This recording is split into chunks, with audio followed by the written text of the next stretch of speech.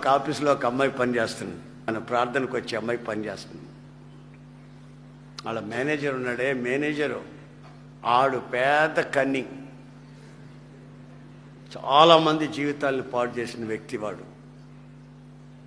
ఈ అమ్మాయి డ్యూటీకి చేరి పెళ్లి కాని అమ్మాయే డ్యూటీకి వెళ్ళింది. అప్పుడప్పుడు వచ్చి ఈకిలిస్తుంటాడంట.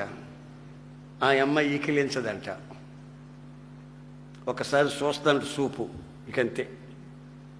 ఇక 20-30 రోజులు అయిన తర్వాత ఒక రోజున ఆ అమ్మాయి గదిలో ఆ అమ్మాయిని అతని గదిలోకి పిలిచాడంట. పిలిచి, మేడం టేక్ యువర్ సీట్ అన్నాడట మేనేజర్.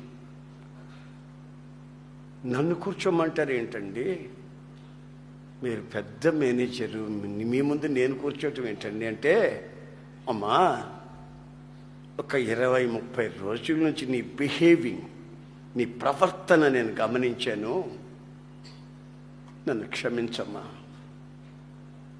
నా జీవితాన్ని విప్లవాత్మకంగా మార్చావు, నాకు మనసుండే మనిషిగా తీర్చావు, నేను పశువుని అని కాళ్ళ మీద పడబోయాడంట.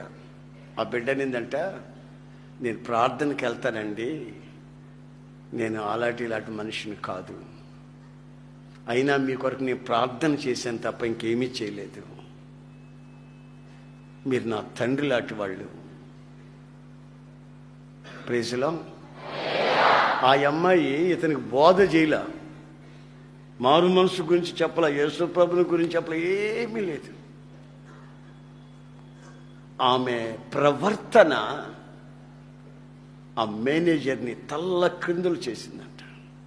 ఆ అమ్మాయి అంటే భయపడుతున్నాడు. ఆఫీస్కి వస్తుందంటే జనం అంతా భయపడుతున్నారు, ఆఫీస్లో పనిచేసే వాళ్ళతో భయపడిపోతున్నారు. ఆ అమ్మాయి ఎవరిని ఏమన్నది కాదు.